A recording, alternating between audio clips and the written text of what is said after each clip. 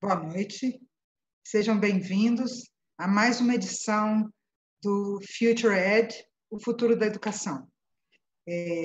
Essa live é um oferecimento da Embaixada dos Estados Unidos, da Casa Thomas Jefferson, através de seu programa bilíngue Thomas Bilingual for Schools.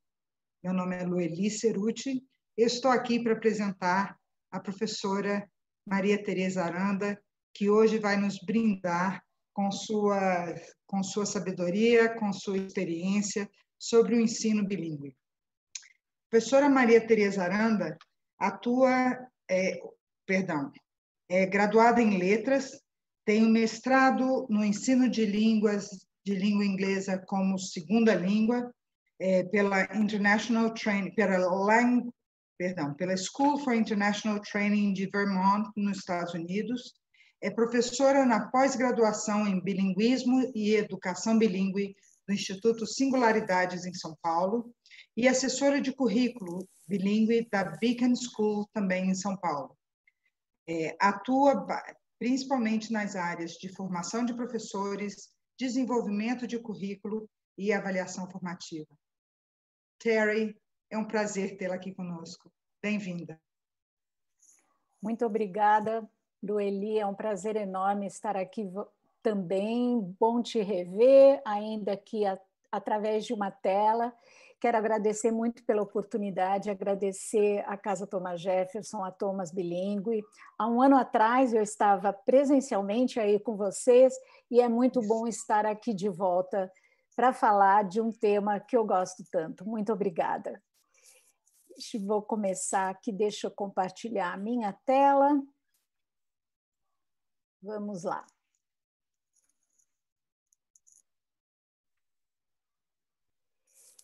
Bom, o tema que escolhi para esses nossos 3 encontros é o que move nossas escolhas na educação bilíngue, né? Porque é um campo tão vasto, tão complexo, e são tantas as escolhas, e claro que elas dependem muito das nossas concepções de educação, das nossas concepções sobre educação bilíngue, do que entendemos por educação bilíngue, e também do nosso contexto, né? Onde nos inserimos, quem são nossos alunos, quem somos nós, quem é essa comunidade escolar.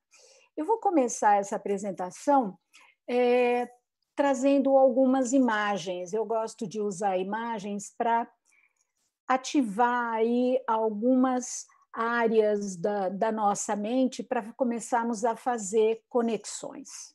Então, vamos lá. Não está indo? Opa, desculpa, foi. Bom, mas uma foto bem recente, uma foto triste, Beirute, logo após a explosão, e trago por ser algo que afeta a todos de alguma maneira, né? E eu gostaria, à medida que eu for mostrando essas imagens, que vocês também vão pensando, né? Eu imagino que na plateia, na audiência, no público, existam professores, existam coordenadores, existam pessoas interessadas em educação bilíngue. O que é que isso tem a ver com o nosso fazer? O que isso tem a ver com educação bilíngue? Aqui uma outra imagem, essa é uma imagem de 2017, na Síria, em Alepo. Esse senhor, chamado Abu Omar, após uma explosão na casa dele, ele se senta para fumar um cachimbo e ouvir canções folclóricas. Ele já tinha sido entrevistado por um repórter um tempo atrás, e quando esse repórter volta e conversa novamente com ele, tenta entender por que ele não quer sair do seu lugar, né? Que lugar é esse de onde ele não quer sair? E por que será que ele ouve essas canções e o que isso faz dentro dele? Essa foto é de hoje, uma foto da Folha de São Paulo. sobre o incêndio no Pantanal. E a foto seguinte também sobre o incêndio, se vocês prestarem atenção aqui ao animal que a gente vê também na foto, vão associar com os incêndios que aconteceram no início, final do ano passado, início deste ano na Austrália, né? Então, questões sérias que afetam o nosso planeta, que afetam a vida e que dizem muito também sobre como nós nos colocamos diante dessas ocorrências, desses desastres, ou quem somos nós nisso tudo. E aqui eu trago artistas, ativistas, né? O primeiro à esquerda, famoso Martin Luther King, I Have a Dream. Aqui no canto esquerdo inferior nós temos Langston Hughes, um poeta norte-americano também da mesma época, escreveu muitos poemas e um deles, Harlem, fala justamente sobre sonho também, né? What happens to a dream deferred? O que acontece com os sonhos adiados? No canto superior à direita, vocês têm Maya Angelou, que também foi ativista. No centro temos o Emicida, que há 2 semanas atrás esteve também no programa Roda Viva, então um rapper, também escritor, poeta. A nossa querida Conceição Evaristo, né, nossa escritora, aqui. E no canto à direita, Alvin Ailey, dançarino, criador da companhia Alvin Ailey, também na época ativista. O que eles têm em comum? Eles têm a arte, eles têm a raça, eles têm o ativismo. De que lugar eles falam? E eles falam de lugares geográficos muito diferentes também, de tempos diferentes, mas há um fio condutor aí na história de cada um, na obra de cada um, que de alguma forma nos permite também fazer conexões entre o que eles vivem, o que eles têm a dizer, o que eles colocam e como isso também permeia o nosso trabalho. Aqui à esquerda, nós temos uma foto, eu mesma tirei essa foto, foi uma exposição na Oca, no Ibirapuera, maravilhosa, de um artista chinês, Wei Wei. E à direita temos uma foto que foi publicada no Catraca Livre, esse dia uns 3 anos atrás, se eu não me engano, num supermercado na Alemanha, em Hamburgo. Então, o que será que essas prateleiras vazias têm a nos dizer e que conexões essas prateleiras vazias podem ter com a imagem à esquerda, com essa obra de arte gigantesca que representa um barco de refugiados? Bom, esse supermercado da Alemanha retira os produtos importados das prateleiras para conscientizar os compradores sobre xenofobia e sobre questões migratórias, desculpem. E a obra artística de Wei Wei, esse gigantesco bote salva-vidas, traz também à tona a discussão da questão dos refugiados, né?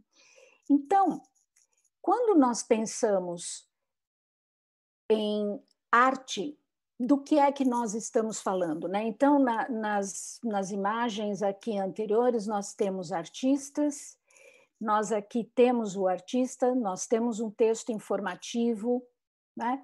O que isso tem a ver com o nosso fazer? Vou trazer aqui para vocês mais algumas imagens. Lá, numa das primeiras imagens, ou quando eu mostro aquele senhor, o Abu, ouvindo a sua música, ele está em Alepo, e essa é uma obra de arte também de um artista sírio, né? E ele esteve exposta no Museu Sírio, no Syrian Museum, em 2013. E o que ele faz, o Taman Azam, um artista jovem, ele fotografa cenas da guerra e ele traz, ele trabalha digitalmente, então ele faz montagens fotográficas, né, trabalhando digitalmente obras de arte para compor essas cenas. Então, vejam, em várias das imagens que eu trouxe a vocês, né, a imagem da explosão em Beirute, a imagem da guerra, a destruição, mas nós temos aqui também um fazer artístico que, a mim, pelo menos, remete a uma transformação. O que é que a arte transforma em nós? O que é que a arte nos permite dizer? O que é que a arte nos permite sentir? E aqui temos mais um trabalho do Taman Azam sobre também um prédio devastado, destruído aí por bombardeios, mas desta vez com uma obra do Klimt, O Beijo. Então, vejam, eu acho tudo isso tão potente e traz para nós uma reflexão tão grande sobre o que é que nós fazemos com o que nos acontece, né? Se nós, eu penso aqui um pouco em Jorge La Rosa, quando ele fala da experiência, né? Que a experiência é algo que nos acontece, nos passa, né? Como ele diz em espanhol, né? E o que nós fazemos com essa experiência é a que se torna realmente essa experiência. Bom, trago aqui então só uma citação. Eu estava ouvindo, enquanto eu preparava essa apresentação, ouvi meio que num dos intervalos aí de pausa uns relatos de Viviane Mosé e ela falava justamente do papel da arte na nossa vida, né? E ela cita o escritor alemão Schiller, que diz que o exercício da arte nos faz crescer como humanidade. Então, é uma saída do mundo sem negá-lo. E eu trago a questão da arte para a nossa conversa, porque quando nós trabalhamos na educação bilíngue, arte, por exemplo, ou a disciplina de artes, é uma das disciplinas que muitas vezes é escolhida para ser ensinada nessa outra língua, nessa língua adicional. Então, eu poderia ter trazido também exemplos de ciências, eu poderia ter trazido exemplos de outras áreas do conhecimento, mas vejam, quando nós olhamos para aquelas imagens que representam o que está acontecendo no mundo, né?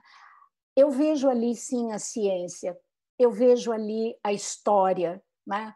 A história da Síria, a história do Líbano, a história de Beirute, dos habitantes desses lugares, da história que eles construíram, do que eles trouxeram para nós, né? O Brasil, um país que tem uma comunidade síria, uma comunidade libanesa muito grande, e penso nesses ativistas negros, nos norte-americanos, nos brasileiros, como que isso tudo pode compor um currículo, um trabalho de sala de aula. Eu trouxe aqui uma pauta que seria, eu estou pensando, dependendo de como as coisas caminharem hoje, né, para as 3 apresentações, ou para os 3 encontros, né? Então, eu fiz essa introdução, eu gostaria depois de passar a conceituar a educação bilíngue, né? O que é educação bilíngue, o que entendemos por educação bilíngue, falar um pouco das escolhas curriculares, da integração das línguas que compõem essas escolhas, da integração de língua e conteúdo, dos tempos, como nós trabalhamos os tempos nas diferentes línguas, nas diferentes áreas do conhecimento, e da importância do trabalho colaborativo e da formação continuada da equipe bilíngue, né? E, no último encontro, gostaria de abordar também questões de avaliação e de diferenciação, né? A educação bilíngue é um campo muito complexo e vou tentar, nesses 3 encontros, dar umas pinceladas sobre compartilhar aqui com vocês um pouco da minha experiência.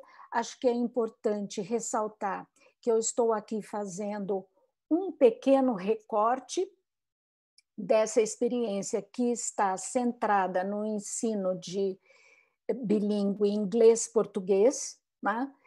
Muitos dos conceitos, claro que se aplicariam a espanhol, a francês, né? Português e espanhol, português, francês, português e outras línguas, mas nós não podemos esquecer que a educação bilíngue é muito mais ampla do que simplesmente ensinar com línguas de prestígio, né? Nós temos Libras como língua oficial curricular no Brasil, nós não podemos esquecer das línguas de fronteiras. Nós não podemos esquecer que o Brasil é um país com mais de 200 línguas, né, com as línguas indígenas, e o mito de que o Brasil é monolíngue é simplesmente mito e que, em determinados períodos, atendeu a interesses que não cabe aqui a mim, nesse momento, discutir, porque a discussão é outra, mas o país não é monolíngue, né? O Brasil é um país multilíngue e nós precisamos reconhecer isso. Acho que é importante lembrar também, quando eu trago a imagem daquele bote salva-vidas, e eu penso no movimento dos refugiados e nos imigrantes que compõem também a nossa população, inclusive dos países vizinhos. Como a Lueli disse, eu moro em São Paulo, e em São Paulo nós temos uma comunidade grande boliviana, por exemplo, de alunos bolivianos que frequentam escolas públicas. Como é que fica, né, a questão aí de valorizar o que eles trazem como a língua deles também para um contexto educacional? Mas nestes nossos encontros eu vou me ater então à minha experiência, que é o trabalho com português e inglês. Vamos lá. Eu trago aqui, eu joguei vários termos, porque são nomenclaturas que aparecem com frequência em educação bilíngue. Claro que em educação não bilíngue muitas aparecem também, por exemplo, quando a gente fala em leitura compartilhada, leitura guiada, usa o livro didático ou não, qual é o valor de usar materiais autênticos ou não, ou os livros, vamos usar originais ou vamos usar os livros, os paradidáticos, como faremos isso, né? Mas aí a gente começa a entrar em termos mais específicos da educação bilíngue, CLIL, que vocês conhecem, então Content and Language Integrated Learning. Também devem conhecer o termo Content-Based Instruction, ou CBLT, que é o Content-Based Language Teaching. WIDA, que é uma organização nos Estados Unidos que se dedica a trabalhar com materiais e com avaliação, né, com desenvolvimento de currículo e com avaliação, pensando sobretudo nos ELL, né, os English Language Learners, os alunos que chegam aos Estados Unidos e participam na educação usando também as duas línguas, né? PBL, que vocês conhecem, Project Based Learning. Trouxe o IB Program, o International Baccalaureate, porque várias escolas bilíngues têm adotado o IB como um programa curricular que integra essas línguas. Falamos muito em imersão, como que é feita a imersão? A imersão vem na escola, nos anos iniciais, desculpem, na educação infantil, o que é um Dual Language Program. Falamos em biletramento, em multiletramentos, porque, na verdade, não estamos falando só das duas linguagens, duas línguas ou linguagens, mas que outras linguagens vêm, né? Eu trouxe para vocês hoje imagens, eu poderia trabalhar com os vídeos, os alunos criam podcasts. Como que nós trabalhamos os diferentes letramentos, né? Nós agora nesse modelo, nesse período remoto, como é que nós trabalhamos também os letramentos digitais, como é que nós nos preparamos, nós professores, nossos alunos, como é que estamos lidando com as tecnologias e como é que nós estamos fazendo sentido disso tudo. E translanguaging, vou falar um pouquinho mais, né, dessas práticas translíngues aí um pouco mais para frente, que é usar todos os nossos recursos discursivos, todos os nossos recursos linguísticos para nos expressarmos, usando essas duas línguas. Junto com isso vem a multimodalidade, já as semioses, e assessment, que é um ponto central, muito desafiador do nosso trabalho, da nossa prática. Eu tive um professor no meu mestrado, lá no SIT, que dizia que quanto mais a gente se envolvesse com ensino e aprendizagem, mais nos envolveríamos com avaliação, porque a avaliação, sem dúvida, era um campo a ser pesquisado e desenvolvido sempre, né? E eu trouxe lá a avaliação formativa e somativa, mas vamos falar de avaliação para aprendizagem e na aprendizagem, né? E que diferenças isso tem. Quando nós pensamos, então, os nossos currículos bilíngues, que parâmetros nós seguimos, né? Nós temos agora a BNCC, embora a BNCC não aborde a educação bilíngue, mas ela fala sim de linguagens e ela fala sim de língua. O que isso tem a ver também com o nosso trabalho? E em todas as nossas escolas nós temos um projeto político-pedagógico. Quer dizer, como é que o projeto político-pedagógico dialoga com essa educação bilíngue e vice-versa, né? Como é que a educação bilíngue vem conversar com esse projeto político-pedagógico? Quer dizer, quais são os valores, quais são as concepções de ensino e de aprendizagem, as concepções de avaliação que nós temos. E tudo isso, vejam que as escolhas não são poucas e nem são simples, né? Então, ao fazermos essas escolhas, o que é que nós estamos levando em conta, né? O nosso contexto, os nossos alunos e as nossas crenças, em que acreditamos quando vamos compor esses currículos. Então, vamos lá, começando. Por que educação bilíngue? Acho que essa é uma pergunta que nós temos que nos fazer, né?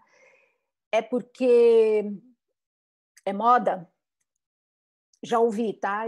Não estou dizendo isso de uma forma jocosa ou leviana, mas são afirmações que muitas vezes vêm. Não, uma educação bilíngue está na moda, então eu quero que meus filhos tenham uma educação bilíngue. Bom, mas está na moda por quê? O que quer dizer estar na moda?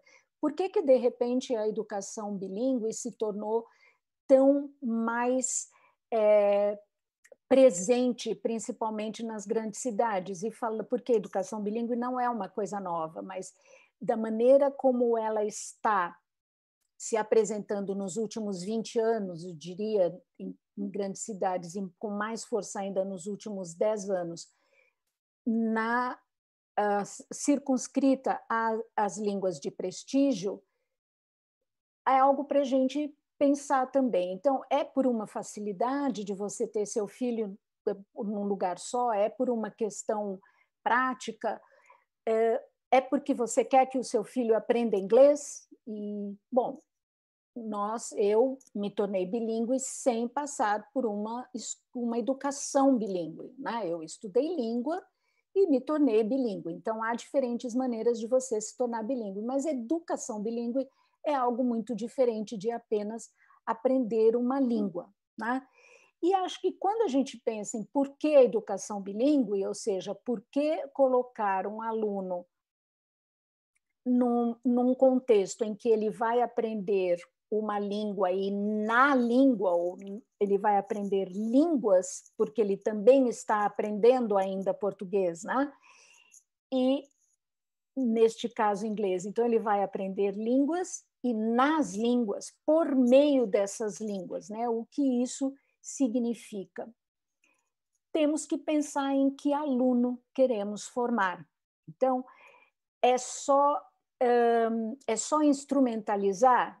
Não, a língua não é só um instrumento, não é só para aprender a falar inglês e ter um melhor emprego e poder estudar fora. Isso também, você também pode, sim, você tem mais oportunidades, pode ter mais oportunidades com isso, mas não é a premissa mais forte ou a questão motivadora aí mais forte, né?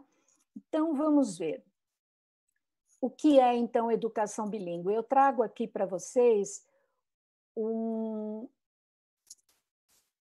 excerto, uma citação da Ofélia Garcia, do livro sobre educação bilíngue no século XXI. Então, vamos lá. O uso de duas ou mais línguas para educar, então, o que é? É o uso de duas ou mais línguas para educar de maneira significativa, com equidade, para a tolerância e a apreciação da diversidade. Essa forma de educação mais abrangente, ela enfatiza não apenas a aquisição de línguas adicionais, mas também ajuda os alunos a se tornarem cidadãos globais, responsáveis, à medida em que eles aprendem a entender, a apreciar diferentes culturas e mundos, ou seja, para além das fronteiras culturais em que a escola está inserida ou em que ele mesmo está inserido, né? Então, o que isso quer dizer quando a gente traz para a sala de aula, né? Acho que se a gente voltar um pouco naquelas imagens, né?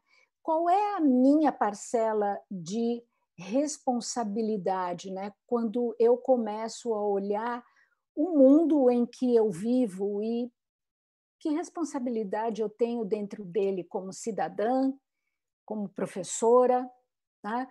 como filha, como mãe, como irmã, como amiga.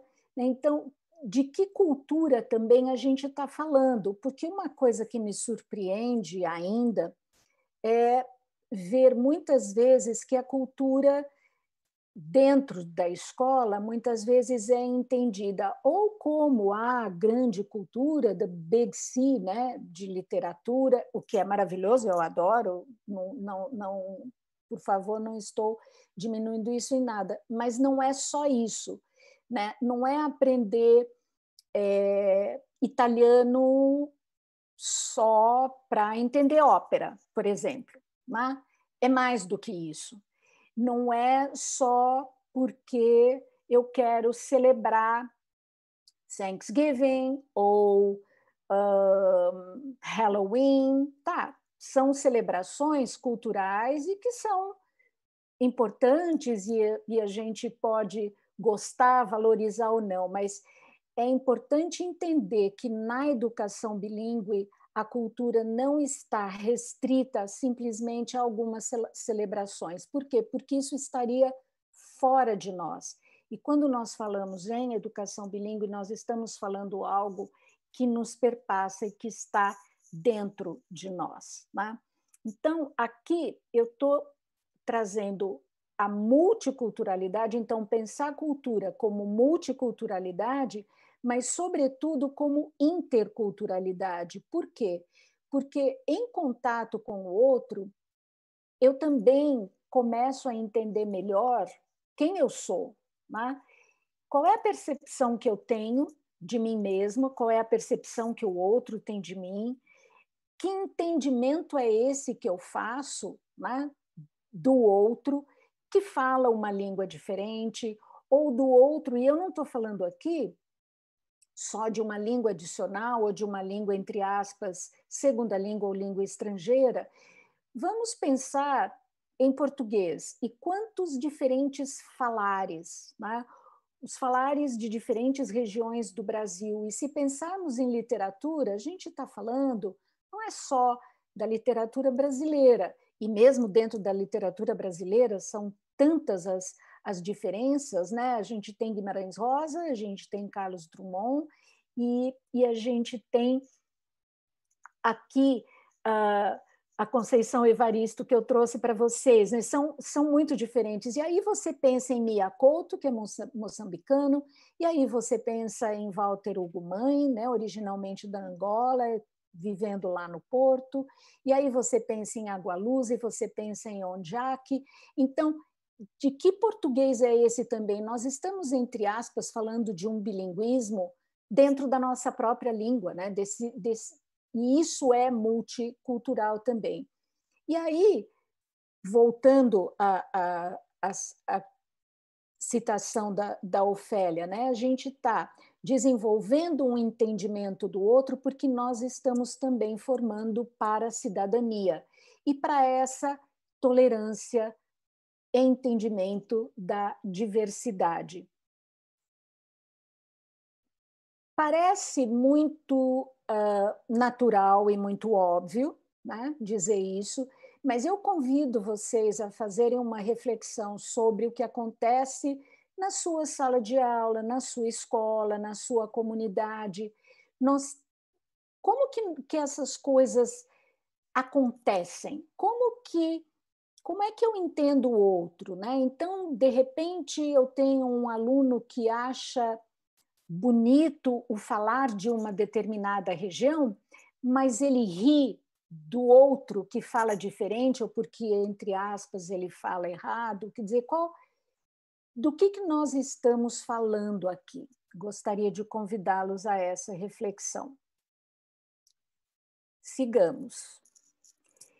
Para voltarmos, então, a uma questão já mais, agora saindo um pouco do aspecto aí cultural e centrando a nossa discussão em o que diferencia o ensino de uma segunda língua da educação bilíngue, né? Então, lembrem-se que nós continuamos aqui a conceituar, porque quanto melhor entendermos, né, essas diferenças, acho que mais sentido fará a nossa prática em sala de aula, né?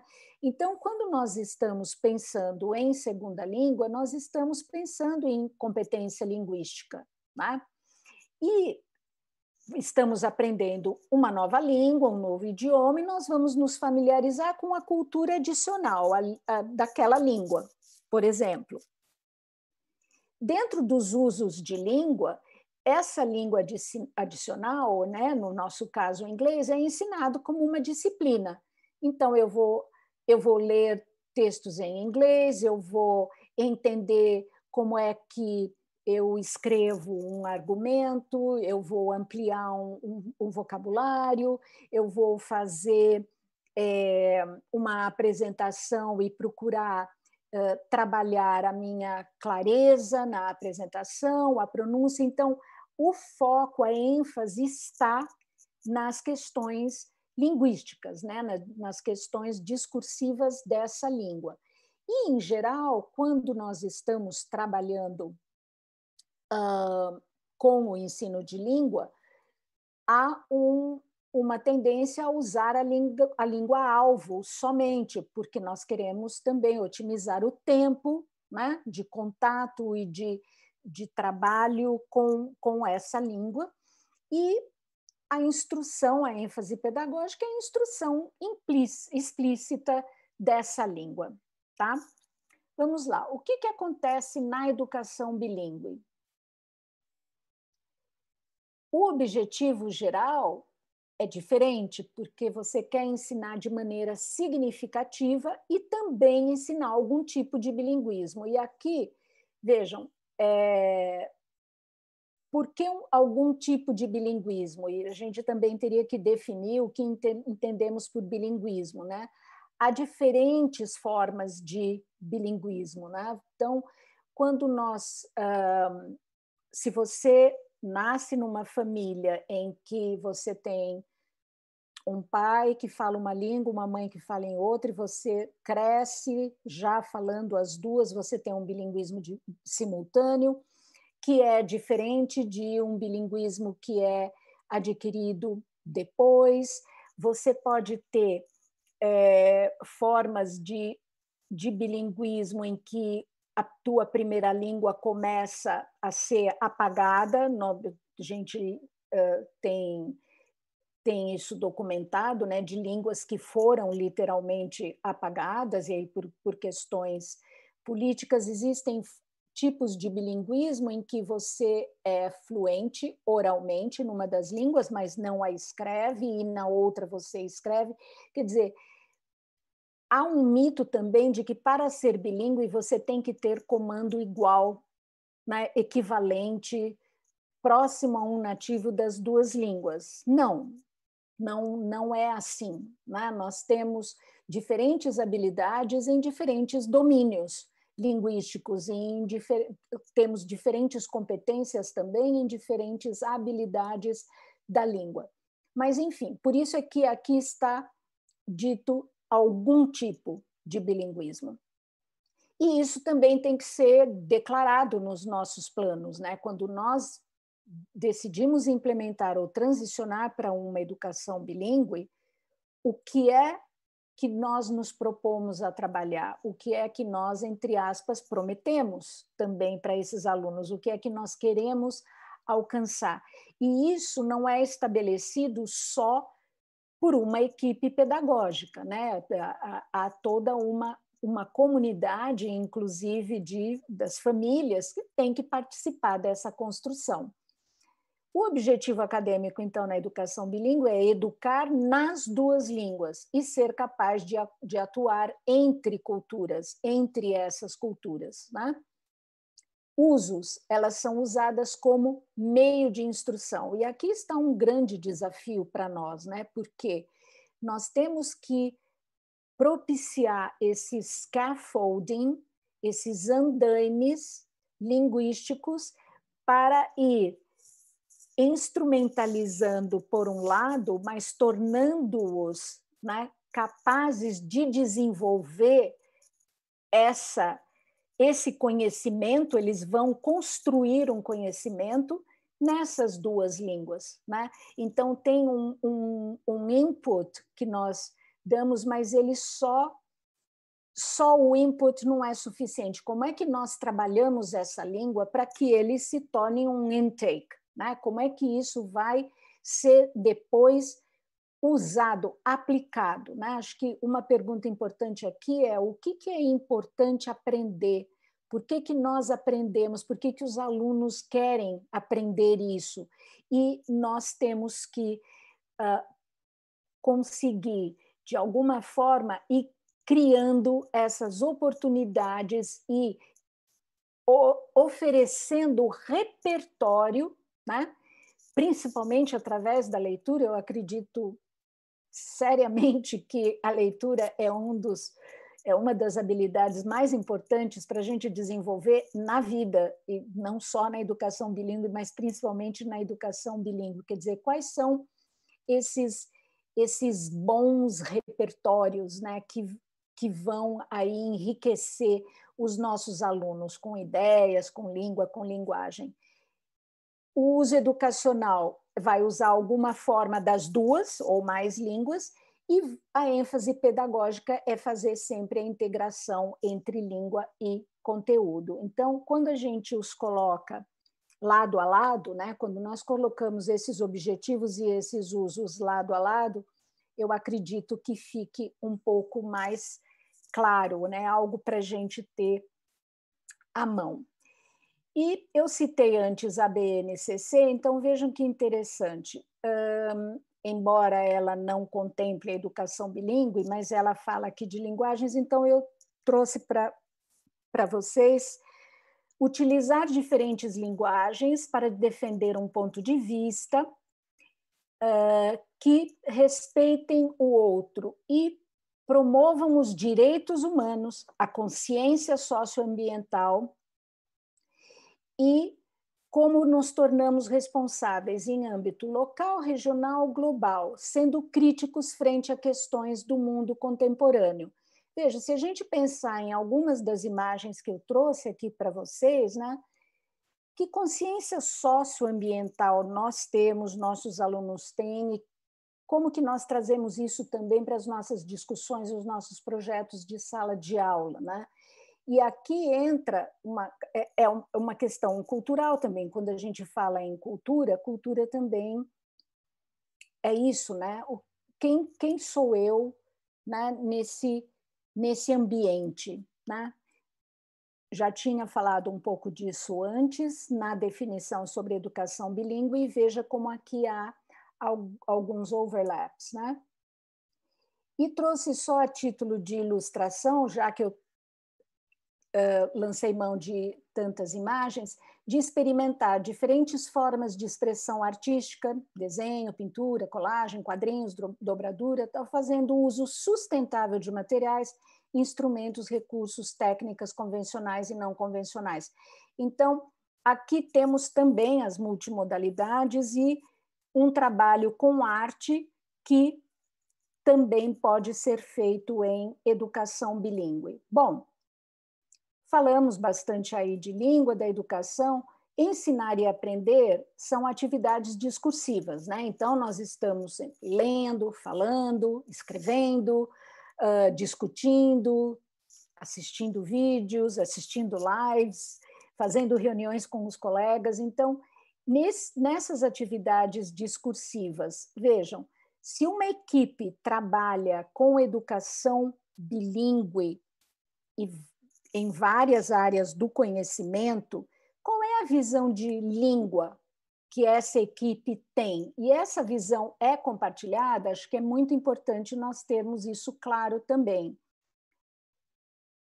Bialystok, muitos de vocês devem conhecer, Ellen Bialystok é uma pesquisadora canadense que pesquisa bastante o cérebro bilíngue e o processamento linguístico nos bilíngues, né? Então, vejam, um bilíngue não é a soma de dois monolíngues. Por que é importante a gente entender isso? Porque nós ainda vemos na educação bilíngue as línguas muito separadas, né? Agora é aula só em inglês, agora é aula só em português, mas as duas línguas estão ativas o tempo todo, mesmo quando usamos só uma delas. Então, nesse processamento linguístico, os bilíngues recorrem aos seus múltiplos recursos o tempo todo. Então, o fato de eu estar falando com vocês em português não quer dizer que o meu inglês sumiu. Tem coisas que vêm aqui em inglês e em alguns momentos eu posso lançar mão também desses termos em inglês, porque eu sei que neste público há pessoas que são falantes de inglês, né? Então, como que isso impacta a sala de aula bilíngue? Trago uma outra citação de Ofélia Garcia, e essa é bem recente, uma live que eu assisti com ela, Antonieta, a Fernanda Liberali, a Susan Clemecha, que ela diz: as crianças usam todos os seus recursos para fazerem sentido de uma nova língua, o que legitimiza a pedagogia translingue, Translanguaging Pedagogy, que é uma teoria da linguagem que surge principalmente a partir das práticas linguísticas dos bilíngues, porque os alunos bilíngues fazem isso, eles usam a língua para propósitos autênticos e, para criar esse significado, eles usam todos os seus recursos, né? Então, a nossa língua de nascimento, ela traz nossas histórias, nossas etnografias, e as línguas que nós vamos adquirindo ao longo da vida também vão compondo nossa história, nossa etnografia, né? Então, nesse sentido, língua não é um objeto fora de nós. Vocês se lembram que eu falei disso antes também, de entender que a língua e a cultura não estão fora de nós, elas estão dentro de nós, né? Parte de quem somos. E aí cabe aos professores orquestrar essa construção, quer dizer, essa construção bilíngue em contextos bi e multilingües. Bom, vamos ver como é que nós estamos com o tempo. Estamos... Ok, vamos lá. Existem diferentes maneiras, então, de você lidar com essas línguas, né, na educação bilíngue. abordagem por imersão na língua 2, e nós sabemos que na educação infantil é muito comum, porque há sim, as pesquisas mostram, e Bialystok é uma delas, que nessa fase os alunos estão, as crianças estão mais prontas para processar, fazer esse processamento linguístico nas duas línguas. Então, na imersão, uma professora poderá usar apenas uma das línguas de instrução o tempo todo. Há estudos que defendem essa posição, por quê? Porque aí o aluno tem mais tempo de exposição à língua adicional, no nosso caso, em inglês. O Cummings, que chamou isso de The Two Solitudes, ele mesmo vem questionando essa proposta, né? Será que nós devemos sim deixar sempre numa língua só? Por quê? Porque há evidências que favorecem o ensino por transferência através das línguas. E os alunos vão fazendo conexões entre as línguas por eles mesmos. Então, por que não alimentar essa prática de uma maneira mais estruturada e sistemática? E aqui, isso não quer dizer, isso não é tradução, isso não é toda hora passar de uma língua para outra, entendeu? Deixa eu então dizer na outra língua para ver se entender. As práticas translíngues têm características muito próprias e, vejam, é usar os recursos linguísticos das duas línguas e trazer, como a Ofélia disse antes, a professora, o professor, para orquestrar de maneira que esse repertório vá se ampliando e que o aluno saiba escolher uma e outra, dependendo do contexto e do interlocutor. Acho que, ao fim e ao cabo, é o que nós desejamos também, que eles saibam também fazer essas escolhas, né? Então, numa visão holística de bilinguismo, o que se conhece numa língua contribui para o que se entende na outra.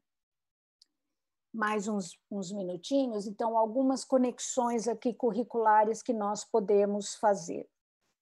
Numa abordagem transdisciplinar, os temas transversais são o fio condutor que integram as duas línguas, porque se nós estamos falando de português e de inglês, onde que está o ponto aí de interseção, né? Quais são os temas que vão trazer o fio para integrar as duas línguas?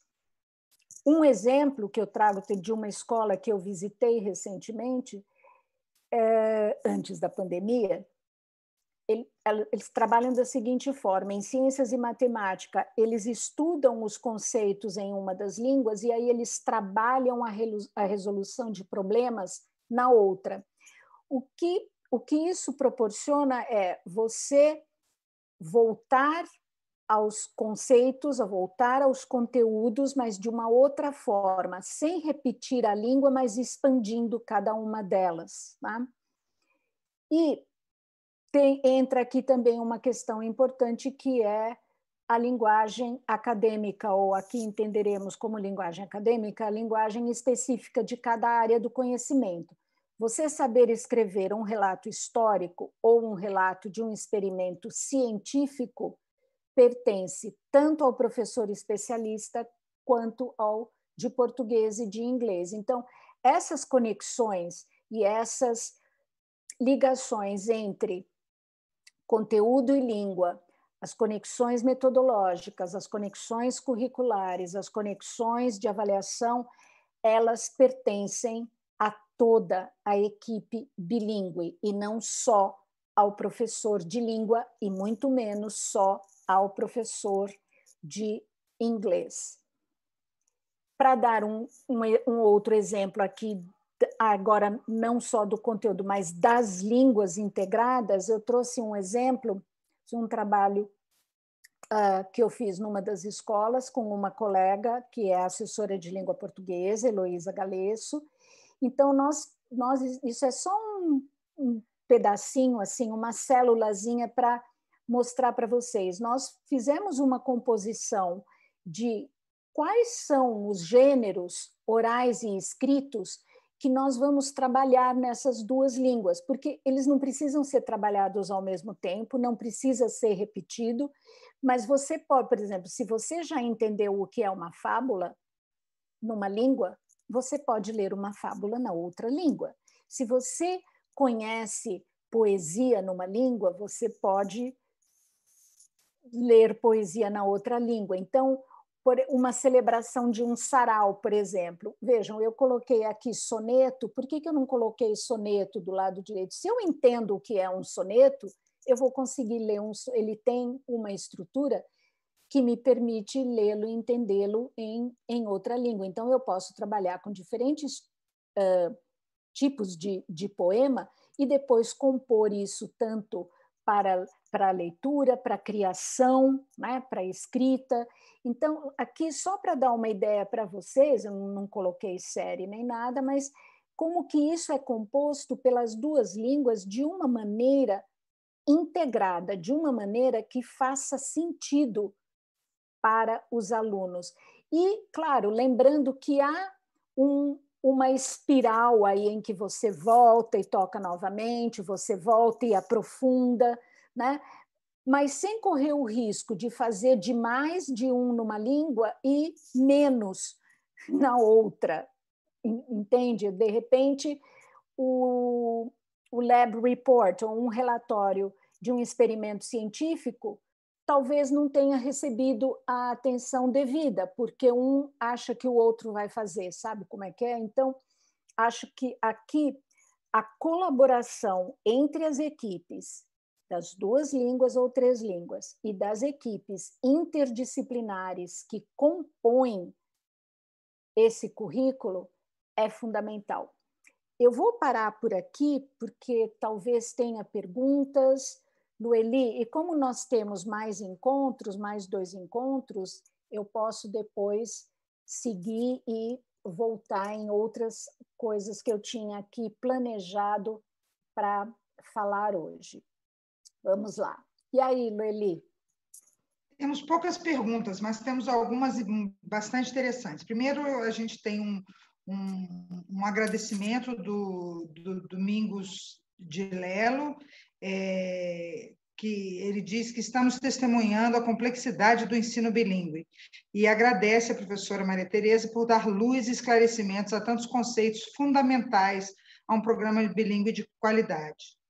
O Frank Couto, ele pede que você avalie o atual uso indiscriminado do termo bilíngue no mercado da educação básica no Brasil. Muito boa pergunta, Frank. Obrigada. Quando nós... eu vou dar um exemplo para vocês terem uma ideia do alcance vamos dizer, Deixa eu dar o exemplo, a palavra que eu quero dizer não está vindo. Há 2 anos, numa apresentação da Beth Educar, uma professora de uma cidade do Nordeste, não vou me lembrar agora qual, mas ela fez um relato, e como ela fez esse relato em um público muito grande, eu tomo a liberdade aqui de compartilhar com vocês. Ela tinha montado um programa bilíngue e ela estava anunciando esse programa bilíngue. Segundo o que ela relatou, parecia algo muito bem pensado, muito sério, e um concorrente, entre aspas, veio e pediu que ela retirasse a faixa da escola, que dizia escola bilíngue, porque ele já tinha uma escola bilíngue e a escola bilíngue era dele. Vejam, como se fosse uma marca, como se fosse uma propriedade, né? Então, eu usei esse exemplo só para ver que há, sim, há muitas misconceptions, né? Há muitos enganos no uso da terminologia de educação bilíngue. Então, você ter uma carga horária estendida de língua inglesa não é educação bilíngue. Você pode ter um programa bilíngue que é oferecido no contraturno, por exemplo. Várias escolas oferecem no contraturno. Tudo bem, é um programa bilíngue.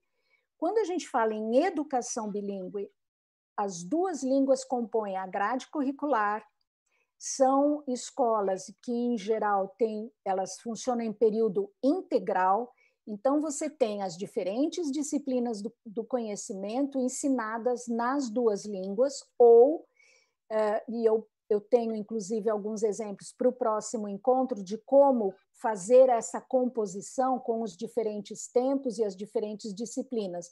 Um exemplo que eu dei agora há pouco, você ter ciências e matemática, os conceitos apresentados numa língua e a solução de problemas ser feita em outra. Algumas outras escolas optam por ter, por exemplo, ciências dados sempre em inglês, né? E história, por exemplo, no ensino fundamental, anos finais. Se é história geral, você pode fazer uma parte, então não precisa ser o ano todo ou todos os trimestres. Você pode ter história dado um ano ou um semestre numa das línguas, porque é geral, mas se você vai tratar de história do Brasil, e pensando inclusive em materiais didáticos, né, de qualidade em português, aí ela vai ser feita em português. Eu não sei se eu respondi a pergunta do Frank, mas a diferença, Frank, é que na educação bilíngue, numa escola bilíngue, as duas línguas compõem o currículo e elas permeiam todo o currículo. Então, você vai ter os alunos, e isso não é opcional, né? Isso faz parte do currículo. Um programa bilíngue pode ser opcional ou oferecido no contraturno, como eu disse. Uma carga horária estendida de inglês é apenas uma carga horária a mais de inglês. O aluno vai se tornar bilíngue? Sim, pode. Como eu disse antes, eu sou bilíngue em inglês. Eu não tive uma educação bilíngue. A educação bilíngue te proporciona um repertório diferente, mais ampliado, porque a partir do momento em que você tem que solucionar problemas em outra língua, você também está ativando cognição, metacognição, né? Tanto que a Bialystok fala muito do processamento metalinguístico dos bilíngues, né? Porque você está o tempo todo nas duas línguas. Nas duas línguas. Ele agradece e diz que ficou bastante claro. A Andréa Macambira, ela pergunta quem são os profissionais desse ensino bilíngue? Professores de inglês ou professores das matérias que falam inglês? Olha, Andréa, nós temos um espectro aí amplo, né? Vocês devem saber que recentemente foram disponibilizadas para consulta pública, né? Ainda não temos a versão final, porque vários grupos opinaram, as diretrizes para a educação bilíngue no Brasil. Então, isso ainda não está firmado e assentado em lei, né? Embora nós tenhamos algumas resoluções em alguns estados ou alguns municípios. O que acontece? Muitos profissionais da educação bilíngue vieram, sim, de cursos de letras, vieram de uma experiência como ensino de língua. Se você trabalha na educação infantil e no ensino fundamental, anos iniciais, você tem que ter pedagogia, então muita gente que quis entrar para a educação bilíngue foi atrás de se formar em pedagogia, para você entender, né, a aprendizagem na infância. E no ensino médio, no ensino fundamental, anos finais, temos sim professores especialistas, né, nas diferentes áreas do conhecimento que falam inglês. E essa certificação também não está clara, não está definida, né? Há cursos de pós-graduação justamente para discutir a educação bilíngue, o bilinguismo, para formar esses professores. O que acontece muitas vezes em instituições dedicadas, sérias, né, é colocar esse estudo dentro da instituição, trazer para si a formação dos professores, Muitas escolas fazem isso, inclusive com apoio ou de assessorias ou de grupos de estudo de universidades, né? A PUC, por exemplo, tem um grupo muito importante de estudos de educação bilíngue, e isso também permeia, atende a diferentes escolas.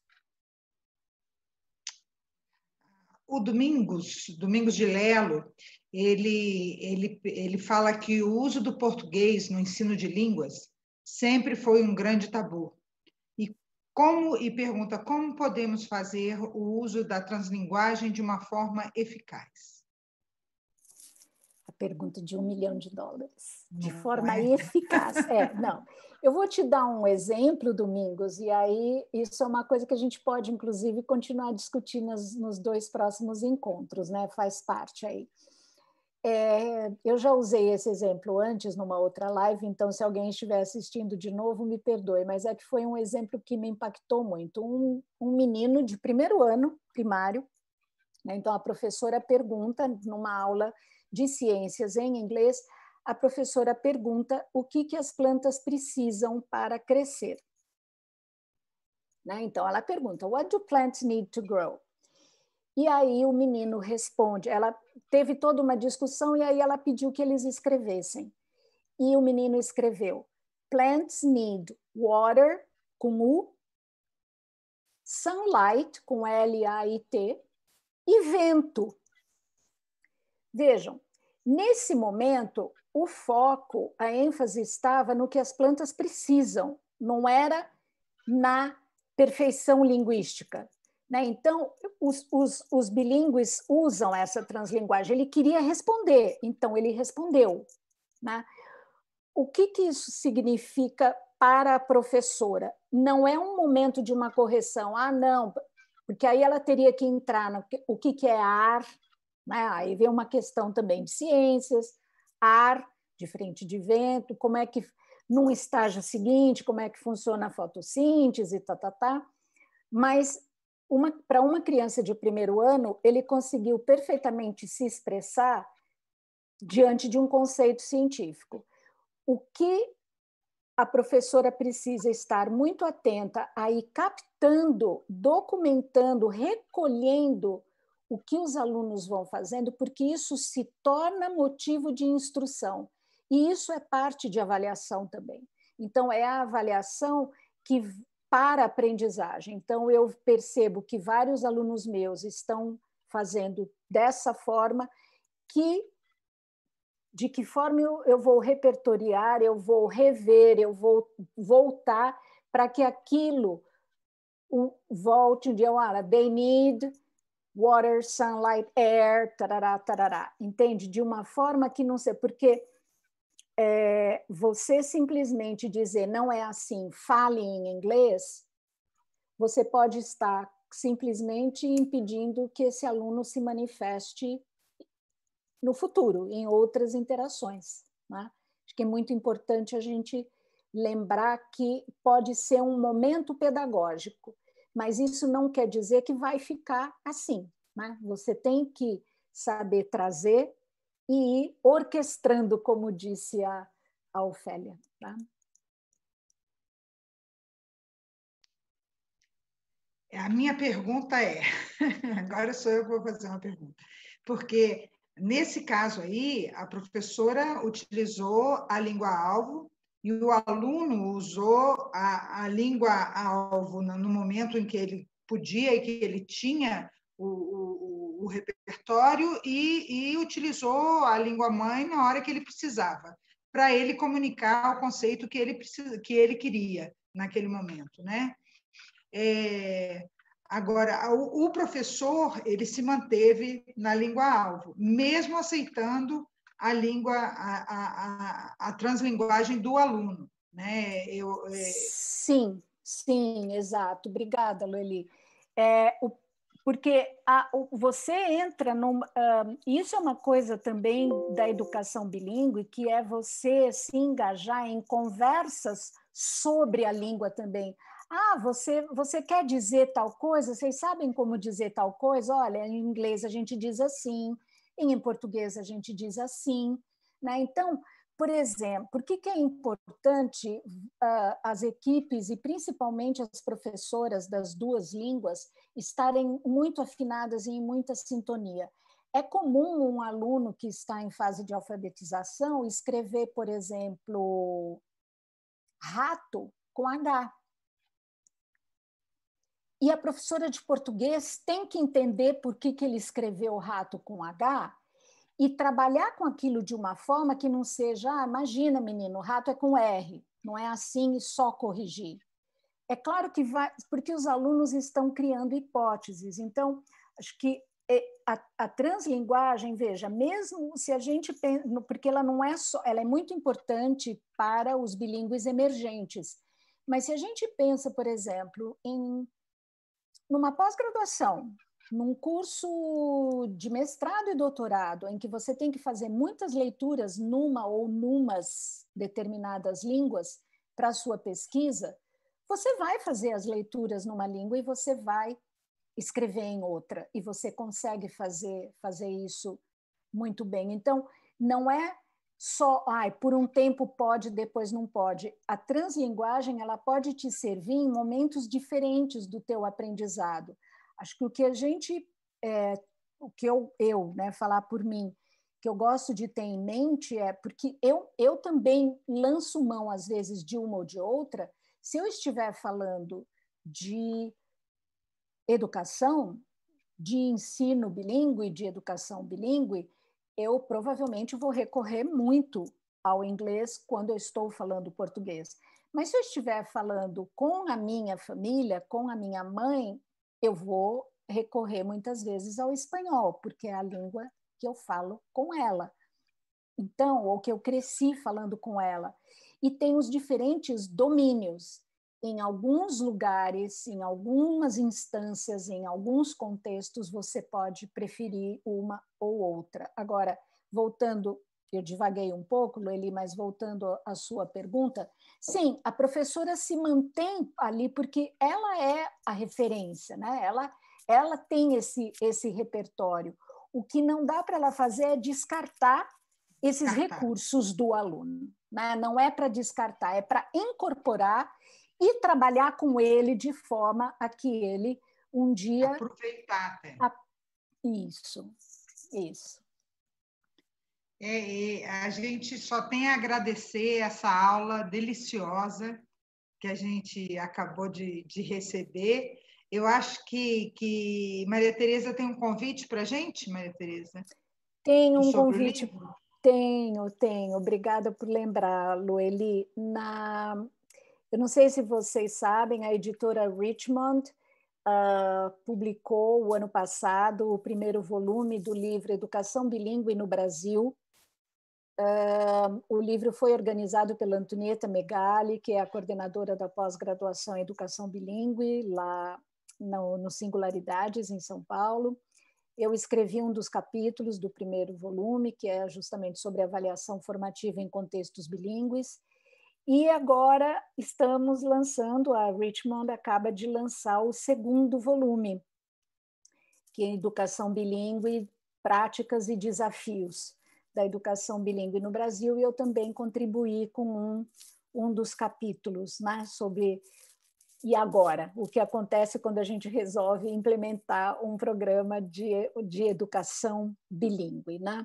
O lançamento do livro este ano tem que ser também online, claro. Então, será na sexta-feira, às 18 horas.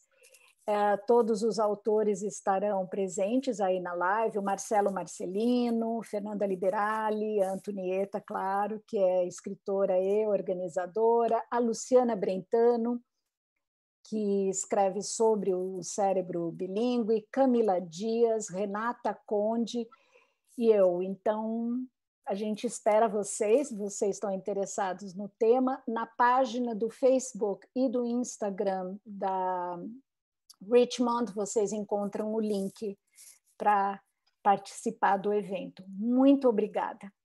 Muito obrigada. Nós é que agradecemos. E próxima terça... Exatamente. Terça que vem, essa conversa não acaba aqui. Terça-feira que vem, nesse mesmo bate-hora, mesmo bate-canal, estaremos aqui de volta. para continuar essa conversa deliciosa aqui com a professora Maria Tereza Aranda, e vamos continuar falando sobre as opções que fazemos na educação bilíngue. E vocês estão todos convidados, tragam seus amigos e venham conversar conosco. Mais uma vez, a gente agradece muito a Tereza, e a gente, esse vídeo, o vídeo dessa live está disponível no canal da Thomas, da Casa Thomas Jefferson. Então, quem tiver interesse, se vocês quiserem compartilhar com amigos, com colegas, por favor, fiquem à vontade. E a gente espera vocês aqui na próxima semana para a gente continuar essa conversa. Foi um prazer. Muito obrigada. Boa noite, muito obrigada e até terça.